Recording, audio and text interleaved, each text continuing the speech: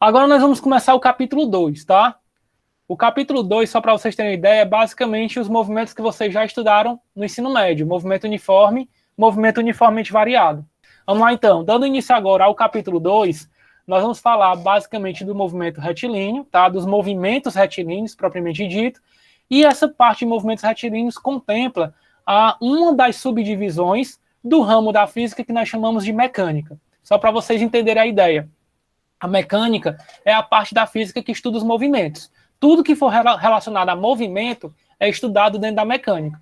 Só que quando você para pensar no que é movimento, é algo muito amplo, algo muito abrangente. E é justamente por isso que a mecânica precisa ser subdividida em 3 partes, que são a cinemática, a dinâmica e a estática.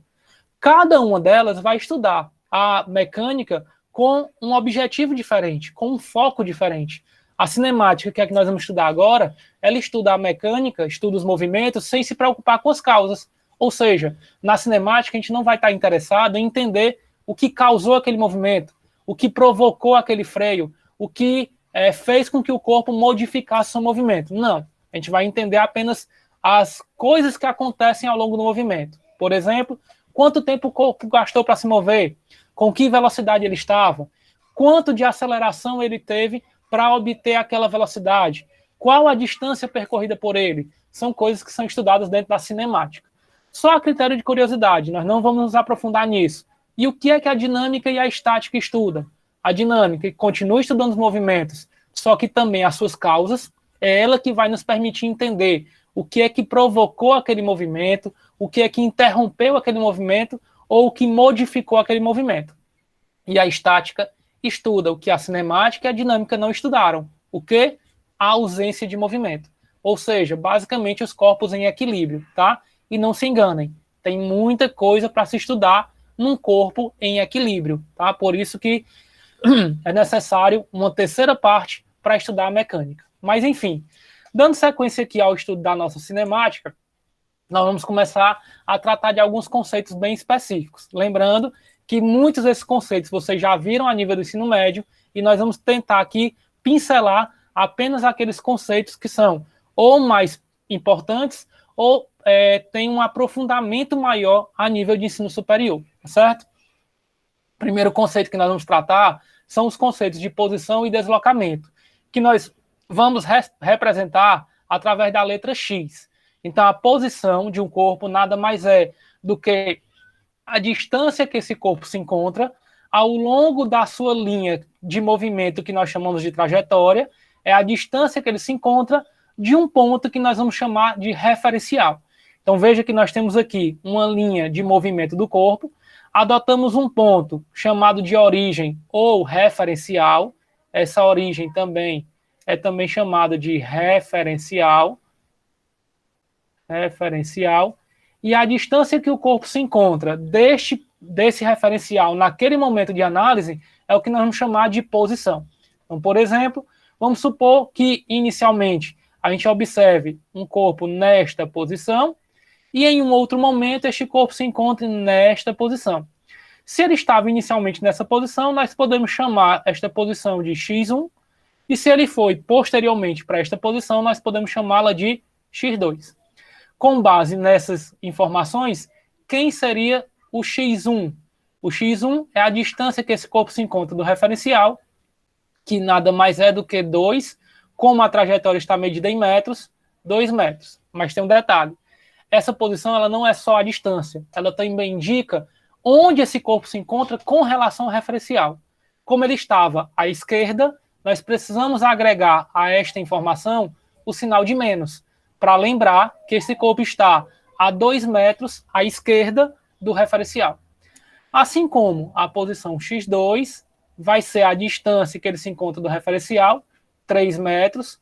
Como ele está à direita, nós podemos agregar o sinal positivo ou simplesmente omiti-lo, que subentende-se que esse valor é positivo, indicando que ele está a 3 metros do referencial à direita, tá? E o que seria o deslocamento? O deslocamento, ele informa não só quanto o corpo andou, como também para onde ele andou. Veja, então, que para que a gente possa obter essa medida, esse valor do deslocamento, nós vamos representá-lo por essa letra grega, delta, em que essa letra, sempre que ela estiver antecedida tiver antes de uma medida de uma grandeza física, ela vai representar a variação dessa grandeza. Então, o ΔX, se o x é a posição, o ΔX é a variação da posição, ou simplesmente o deslocamento, tá? E ele vai ser obtido, ele vai ser calculado, esse ΔX, pela diferença entre a posição final e a posição inicial, pessoal, sempre nessa ordem, tá? A posição final e a posição inicial ocupada pelo corpo ao longo do seu movimento. Sendo assim, nesse exemplo que eu acabei de utilizar, o ΔX executado por este corpo seria posição final, 3 metros, menos a posição inicial, menos 2 metros. Veja que eu carrego o sinal. O ΔX vai ser, portanto, menos com menos, mais 3 mais 2, 5 metros. Veja que o resultado deu positivo, indicando que o movimento do corpo foi no sentido positivo, no sentido crescente da trajetória. Ou seja, a este movimento nós classificamos como um movimento progressivo. Tá? Ele progrediu na trajetória. Do contrário, vamos supor agora que o corpo vai voltar. Isso aqui foi o movimento de ida, vamos dizer assim. Vamos agora para o movimento de volta. Na volta, a posição x1' ele está agora nesta posição. Deixa eu destacar aqui, chamar aqui de x1', que agora ele está nessa posição, e vai vir para essa posição x2', para essa posição menos 2. Então, a posição x1' passa a ser o 3 metros, a posição x2' passa a ser o menos 2 metros, e o nosso ΔX de volta vai ser, então, a posição final, menos 2, menos a posição inicial, 3, nos dando como ΔX de volta o valor de quanto? Menos 2 menos 3, menos 5 metros. Veja que a distância percorrida, tanto na ida como na volta, foi a mesma, 5 metros. Porém, na volta, ele percorreu um sentido negativo. Isso quer dizer que toda vez que o corpo se desloca negativamente, contrário à trajetória, ele desenvolve um movimento retrógrado, tá? Ele está retroagindo na trajetória. Então, esse é um movimento retrógrado, ok? Então, apesar de a distância percorrida na ida e na volta ser a mesma, o deslocamento é diferente. Um foi progressivo, o outro foi retrógrado, ok?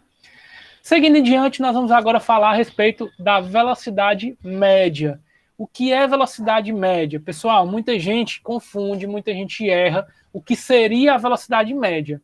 A velocidade média de um corpo nada mais é do que a velocidade que o corpo percorre, a velocidade que o corpo utiliza em média naquela trajetória. Mas calma, não é porque nós estamos utilizando o termo médio que necessariamente você vai tirar a média dessas velocidades. Você pode, por exemplo, ao longo de um movimento, dividir aquele trecho de duas formas diferentes.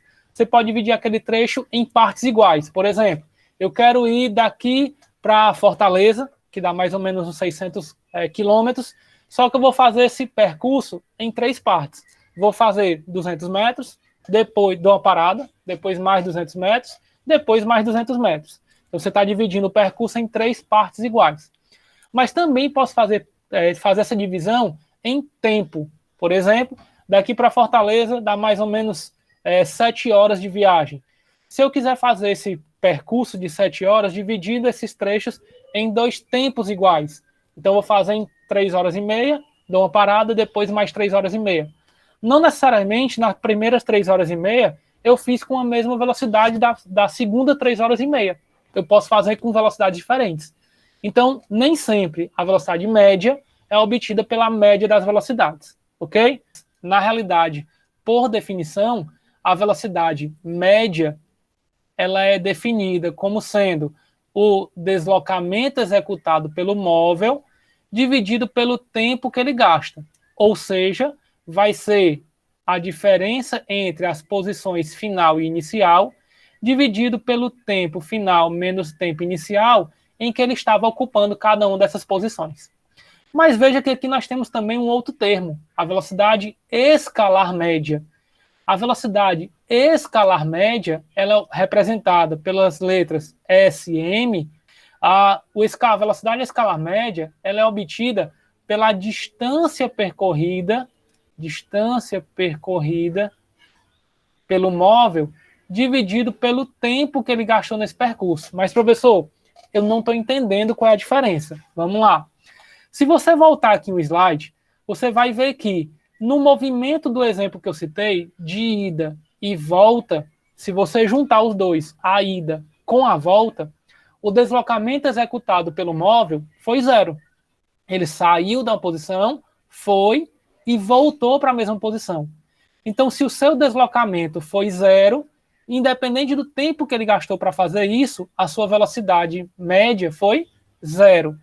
Porém, a velocidade escalar média, que também pode ser chamada de rapidez, que nada mais é do que a rapidez que o móvel executa esse movimento, ele não é baseado no deslocamento, mas sim no quanto ele andou. Então, apesar de o corpo ter ido e voltado, ele andou ao todo 10 metros. Ele fez uma distância ao todo de 10 metros. Então, ele foi e voltou percorrendo 10 metros, dividido pelo tempo que ele gastou, aí você vai ter ali o que nós chamamos de velocidade escalar média. Então, não confunda a velocidade média, que indica de onde o corpo saiu e para onde ele foi, importa a trajetória feita pelo móvel, com a velocidade escalar média, que não importa a trajetória. Independente do percurso que ele tenha feito, o que importa é o quanto ele andou. Beleza? Então, por exemplo, na corrida de Fórmula 1, os carros eles partem da linha, né, de largada e terminam a corrida na linha de chegada, que é a mesma linha de largada. Então, qual é a velocidade média dos carros de Fórmula 1 ao longo de uma prova? 0. Mas se você quiser saber a velocidade escalar média, aí o que você vai ter que fazer? Pegar a distância que tem aquela pista, aquele trajeto, aquele circuito, multiplicar pela quantidade de voltas que eles deram e dividir pelo tempo que eles gastaram para fazer toda a prova, para fazer toda a corrida, e aí você vai ter a velocidade escalar média daquele carro de Fórmula 1 ao longo daquela prova. Ok, pessoal? Nós vamos falar agora a respeito de dois conceitos que são derivados da velocidade média, que são a velocidade instantânea e a velocidade escalar instantânea, tá? A velocidade instantânea, como o próprio nome está dizendo, é a velocidade em um determinado instante do movimento. Mas se a velocidade ela é obtida pela distância que o corpo percorre durante o intervalo de tempo, como é que eu posso obter a velocidade num instante, num momento? Então, o que você vai fazer?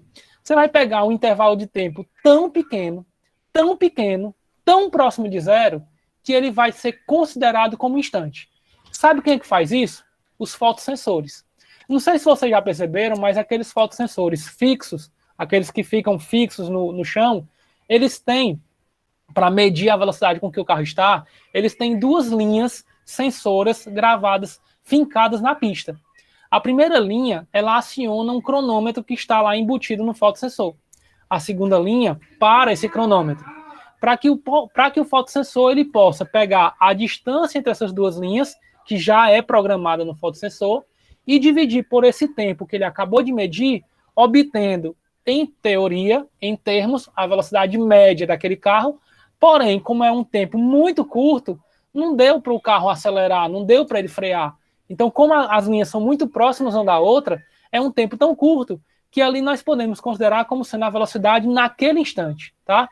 Então, a velocidade instantânea, que nós vamos representar pela letra V, a velocidade instantânea, ela nada mais é do que o limite da variação da posição, ou seja, do deslocamento do móvel ao longo de um intervalo de tempo. Então, é o limite da velocidade média, mas para um intervalo de tempo muito pequeno, tendendo a 0. Essa definição de limite, do limite do ΔX sobre ΔT, com ΔT tendendo a 0, nós podemos dizer, então, que a velocidade ela nada mais é do que a derivada da posição em relação ao tempo, tá certo? Então, se você tiver, por exemplo, a função do movimento de um corpo, a função da posição que ele ocupa ao longo do tempo, e derivar essa função, você vai encontrar a função da velocidade. Quando você substitui naquela função da velocidade o momento em que você quer obter a velocidade, você obtém o valor de velocidade instantânea naquele momento. Tá certo? Então está aqui o valor, a velocidade instantânea, como é que ela é obtida.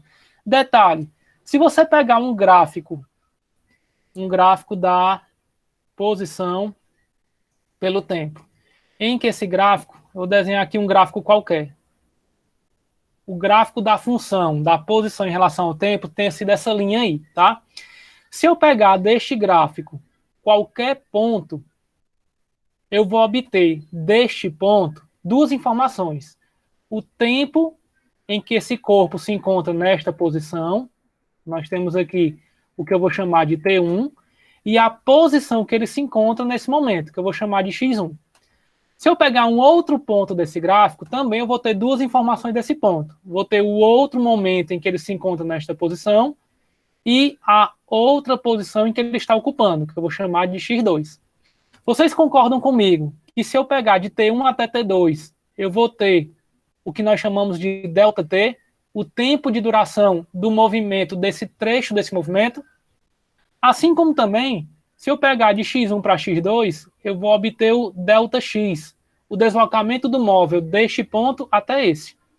Quando eu divido o ΔX pelo ΔT, o ΔX pelo ΔT, eu estou obtendo o quê? Por definição, como nós já vimos, a velocidade média. Porém, se eu traçar aqui uma linha entre esses dois pontos, deixa eu pegar aqui, ó.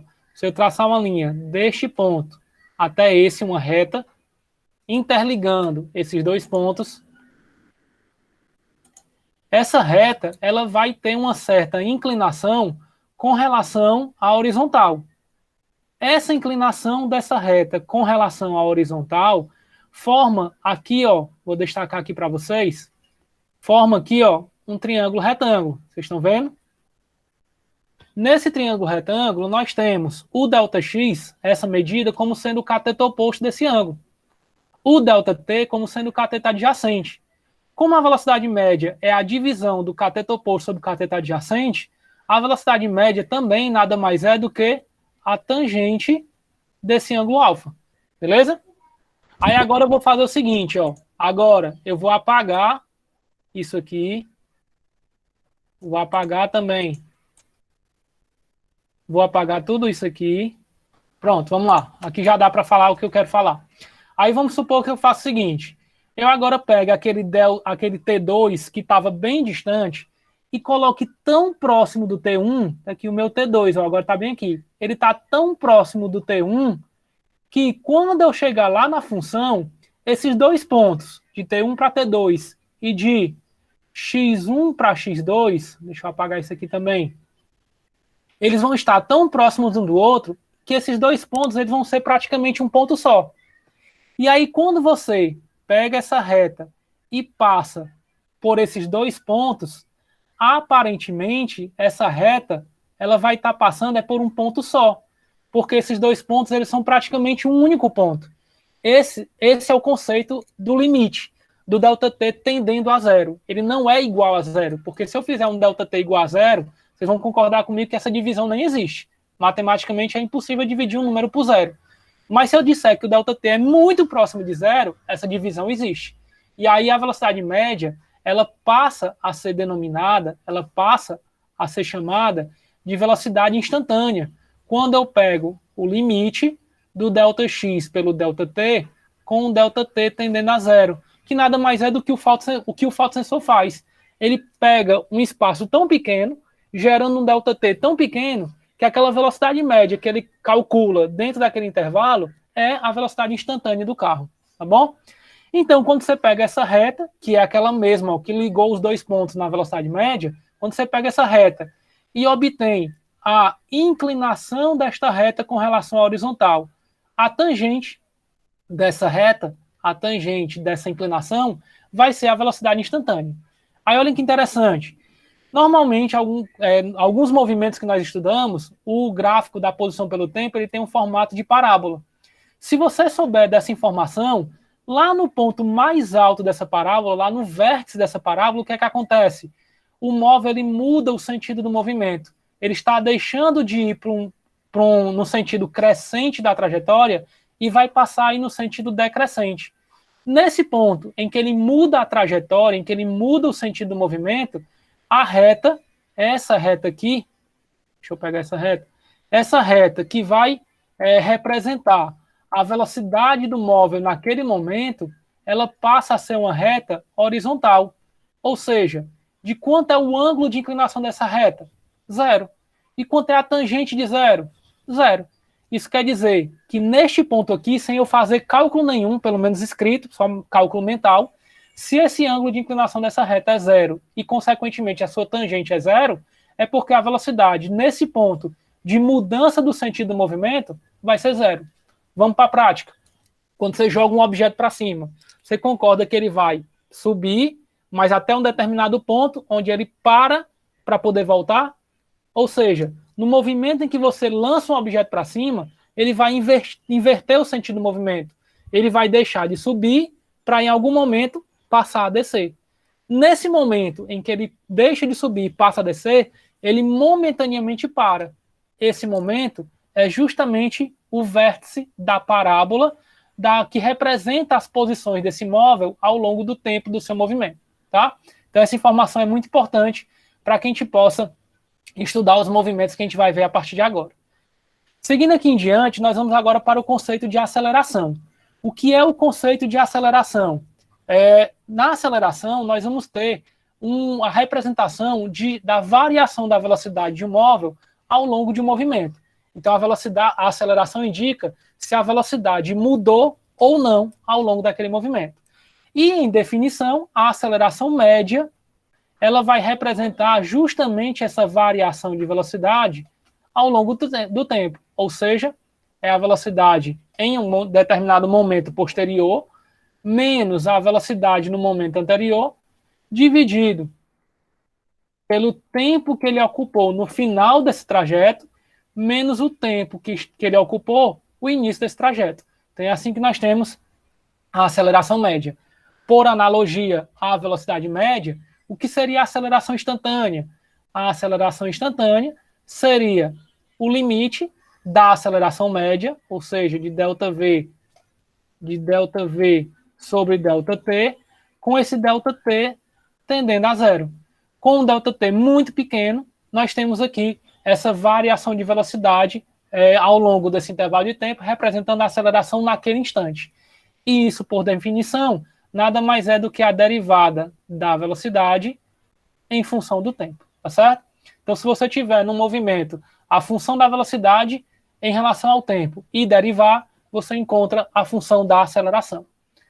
Seguindo em diante, nós vamos agora trabalhar com movimentos mais específicos, aqueles em que a aceleração é constante. Aí, pessoal, existe uma observação, existe uma propriedade que diz que sempre que a aceleração é constante, isso também serve para a velocidade, o valor médio coincide com o valor instantâneo. Vou dar um exemplo. A nota de vocês. Vamos supor que a média de vocês seja composta por 3 notas, para facilitar. Se essas notas forem iguais, 8, 8 e 8, qual é a média? Não é 8? Se vocês têm uma nota constante e a média coincidiu com essa nota, a mesma coisa acontece com a velocidade e com a aceleração. Sempre que um corpo estiver descrevendo a aceleração constante, sempre que o corpo estiver descrevendo uma aceleração constante, o valor médio dessa aceleração coincide com esse valor que está se mantendo constante. Sendo assim, se a aceleração, que é constante, coincide com a aceleração média, vocês vão concordar comigo que ela vai ser obtida por ΔV sobre ΔT. Ou seja, essa aceleração vai ser uma velocidade no final da minha análise, menos a velocidade no início da minha análise, que agora eu vou chamar de V e V0, tá? Dividido pelo tempo no final dessa análise, menos o tempo no início dessa análise. Mas detalhe, o tempo no início da análise, se você estiver usando, por exemplo, um cronômetro, normalmente esse cronômetro inicia a marcação do tempo como? Zerado. Então, nós vamos considerar esse tempo inicial igual a zero, E passando esse t para o outro lado, multiplicando, nós vamos ter que a vezes t vai ser igual a v menos v0. Isolando o v, nós vamos ter então que v vai ser igual a v0 mais at, onde esta função, isso é uma função, é a velocidade dependendo do tempo, v0 é a velocidade com que o corpo iniciou o movimento. E a aceleração, como nós estamos definindo como constante, não são variáveis. As únicas variáveis, então, são v e t, onde eu vou ter uma velocidade para cada instante de tempo. Então, isso é uma função, nós chamamos de função horária da velocidade. Então, em movimentos cuja aceleração é constante, a velocidade é analisada, é estudada, baseada pela função v0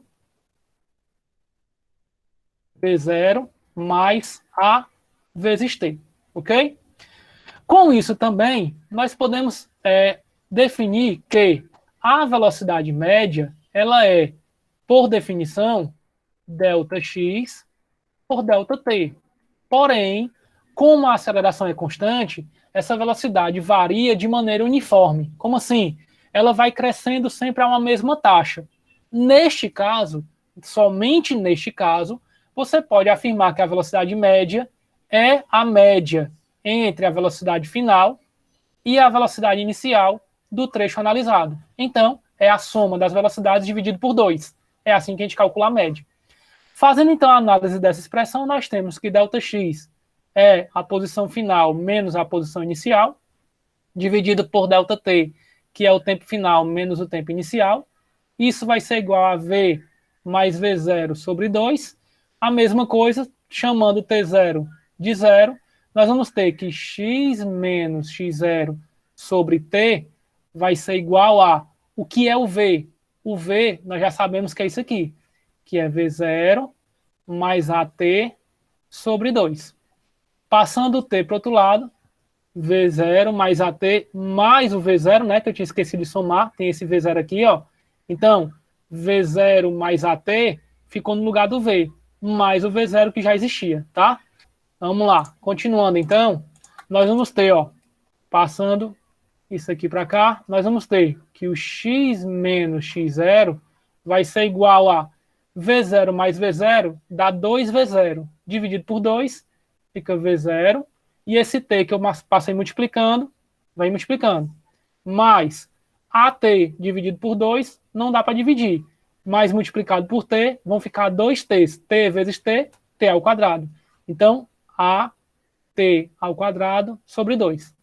Passando o x0 para o outro lado, isolando o x, nós vamos encontrar que o x vai ficar igual ao x0 mais o v0t mais a sobre 2, t2.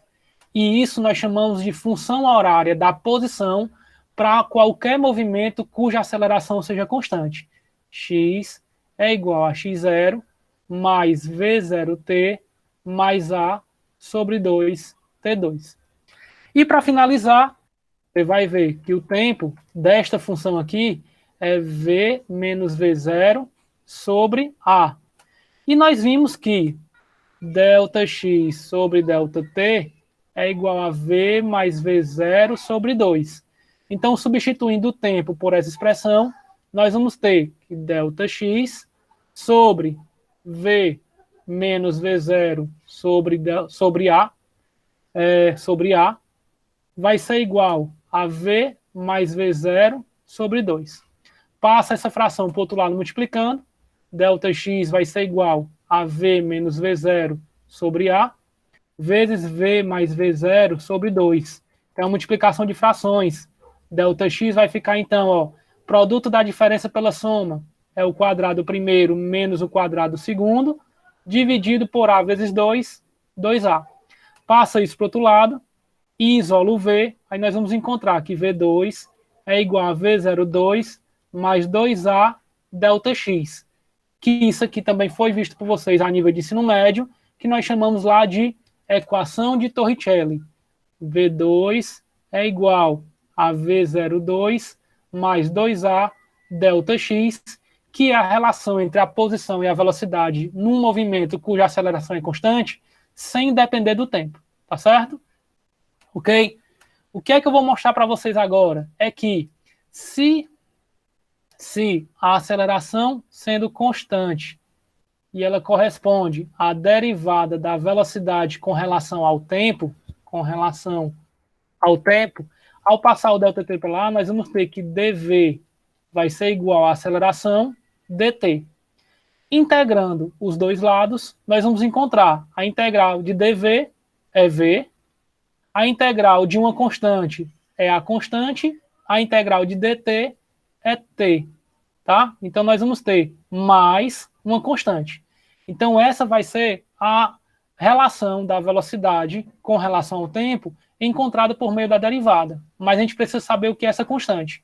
Para a gente definir o que é essa constante, basta você igualar esse t a zero.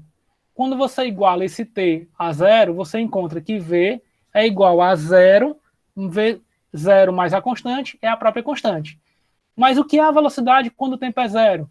É a velocidade inicial. Então, essa constante nada mais é do que o v zero, nos permitindo, assim, concluir, por outro método, que v vai ser igual à constante, que é o v zero, mais o at, que a gente encontrou por meio dessa integral da derivada, certo? Então, mais at, ok? Da mesma forma também, nós podemos achar que a velocidade, ela é dx dt, ou seja, dx é igual a v dt. Mas quem é a velocidade? É essa função. Então, se você substituir aqui, você vai encontrar que dx é igual a v0 mais at dt, ok? Fazendo aqui, então, a integração, integrando essa função, nós vamos ter que a integral de dx é x, a integral da soma vai ser a soma das integrais, então, vai ficar a integral de v0 dt mais a integral de at dt. Aí nós vamos ter que x vai ser igual a integral de v0 dt, é v0 que é uma constante, integral de dt é t, mais a integral de uma constante que é a, vezes t não é uma constante, é uma variável. Então a integral de t dt é t ao quadrado sobre 2, tá? Mais uma constante. Para eu descobrir o valor dessa constante, eu vou chamar o t de zero, aí v0 vezes 0 dá zero, a vezes 0 dá zero, então o x ele vai ficar igual a constante. Mas o que é o x quando o tempo é zero? É a posição no início do tempo, é a posição inicial, é o x0. Então essa constante nós vamos chamar de x0, nos permitindo assim encontrar que a função x, por meio da integral, é obtida por, no lugar da constante, x0, mais v0t, mais a sobre 2t2. A sobre 2t2. Ou seja, a mesma função que nós já tínhamos encontrado antes, só que na forma de ensino médio. E aqui nós estamos encontrando na forma de ensino superior. Mas chegamos à mesma função, tá bom? Para finalizar aqui, nós vamos tratar de um movimento com aceleração constante, bem específico, bem particular, que é o movimento de queda livre, que é definido pelo movimento em que o corpo está submetido única e exclusivamente ao seu peso. Ou seja, toda vida que um corpo está submetido em uma queda exclusivamente ao seu peso, a aceleração corresponde à gravidade local, que no caso da Terra, que é o que nós vamos trabalhar, é aproximadamente 9,8 metros por segundo ao quadrado, tá? E esse valor, em termos de cálculo, em termos de conta, normalmente as questões, não é você, as questões permitem que a gente use 10 metros por segundo ao quadrado. Mas você só vai usar esse valor de 10 metros por segundo ao quadrado se a questão mencionar. Se ela não mencionar, a gente continua usando 9,8 metros por segundo ao quadrado, ok? Aí, pegando a função da posição de um movimento constante, o que é que nós temos? Considerando que um corpo ele vai em queda livre terminar o seu movimento no chão, a posição final é zero. A posição inicial é a altura em que ele saiu. Então, se você pegar o x menos x0, dá o ΔX. Se o corpo está em queda livre, ele vai ser abandonado, a velocidade inicial vai ser zero, então 0 vezes t dá 0, nós vamos poder descrever o movimento de queda livre através da relação ΔX, que é o deslocamento dele, vai ser igual simplesmente a G sobre 2T2, onde ΔX é o quanto ele desceu, a gravidade local dividido por 2 vezes o tempo de queda ao quadrado, tá certo? Um detalhe bem interessante para a gente perceber dos movimentos de queda é essa relação aqui que nós temos da velocidade com o tempo. Veja que na queda livre o corpo parte do repouso, velocidade inicial é 0. Como a aceleração é constante, essa velocidade vai aumentando, vai subindo gradativamente. E aí nós temos, para um determinado intervalo de tempo de t, um determinado tempo t de queda, a distância percorrida por ele vai ser obtida pela área desse gráfico. A gente vai já detalhar isso. Se você pegar um tempo igual posterior a esse, um ΔT igual posterior, você já vai ver que esse triângulozinho ele é formado 3 vezes. Então, a distância percorrida em igual intervalo de tempo posterior ao primeiro vai ser o triplo da distância percorrida no primeiro. No próximo intervalo de tempo, no terceiro intervalo de tempo igual ao primeiro, a distância percorrida já vai ser 5 vezes maior. Então, existe essa propriedade com relação ao tempo, em relação à queda livre, em que vai nos ajudar a resolver diversas questões, tá bom? Pessoal, para terminar, nós temos aqui a relação dos gráficos da velocidade e da aceleração com relação ao tempo, onde, se você sabe que a velocidade em relação ao tempo, né, você tem aqui uma função v de t, ou seja, um gráfico da velocidade em função do tempo, caso você pegue 2 momentos desse movimento, de t1 até t2, ao obter no t1 a velocidade v1 e no t2 a velocidade v2, você está delimitando ali naquele gráfico uma região, uma região cuja área dessa região vai fornecer uma informação. Essa área delimitada por esses 2 momentos que nós encontramos, num gráfico da velocidade pelo tempo, ela vai ser numericamente igual ao deslocamento executado pelo móvel. E essa área ela é obtida simplesmente integrando essa função. Então, se o ΔX é numericamente igual a essa área, nós podemos então concluir que esse ΔX, além de ser numericamente encontrado pela área, ele também é encontrado pela integral da função v de t com relação ao tempo. Se você então tiver essa função e integrar de t1 até t2 com relação ao tempo, você vai obter essa área e essa área vai te fornecer o deslocamento executado pelo móvel. A mesma coisa acontece no gráfico da aceleração, só que fornecendo uma outra informação.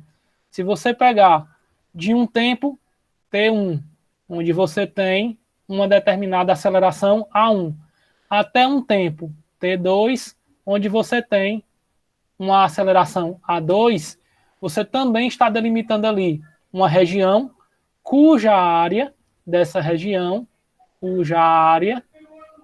te fornece numericamente a variação da velocidade, o quanto a velocidade variou nesse intervalo de tempo. Sendo assim, você pode definir que a variação da velocidade nesse tipo de gráfico da aceleração pelo tempo é numericamente igual à área, que você pode obter esta área pela integral da função da aceleração pelo tempo em relação ao tempo. Isso de um instante t1 até um instante t2. Ok, pessoal? Então é isso.